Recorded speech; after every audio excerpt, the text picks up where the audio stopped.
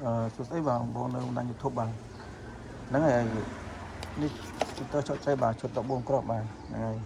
បងត្រូវការអាចតែបានមកណាហ្នឹងហើយហើយឈុតនេះដែរផ្ញើទៅបងខាងខេត្តកំពង់ឆ្នាំងហ្នឹងអរគុណច្រើនបងហ្នឹងហើយហើយប្រភេទបងនេះខ្លាំងហ្នឹងហើយខ្លាំង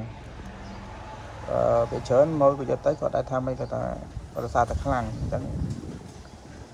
ហ្នឹងហើយហើយត្រូវការអាចតែបានមកណាហ្នឹងហើយឈុត12គ្រាប់14គ្រាប់ឈុត14គ្រាប់14គ្រាប់ហើយអាចលិចទឹកបានមកហ្នឹងលិចទឹកអីត្រូវទឹកអីបានហ្នឹងហើយបងហើយខាងខេត្តកំពង់ឆ្នាំងគាត់យកទៅគាត់សារតែខ្លាំងអញ្ចឹងណាហើយជាមួយសាកភ្លើងបងប្អូនមើលហ្នឹងហើយក៏បញ្ជាក់ថាដែរបងប្អូនខ្លះគាត់ថា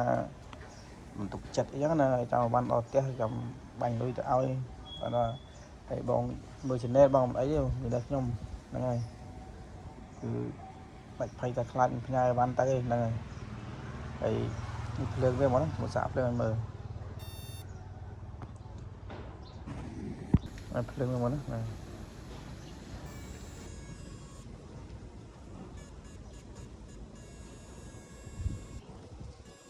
យ៉ាងខ្លាំងមកនឹងខ្លាំងភ្លើងនេះមិនបាច់ទេបងចាប់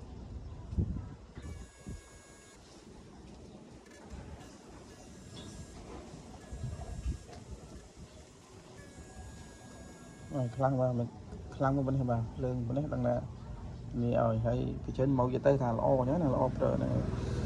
អរគុណច្រើនមកហ្នឹងប្រកាសអាចតែបានតាមលេខខ្ញុំលេខ Telegram ខ្ញុំហ្នឹងបងអរគុណច្រើន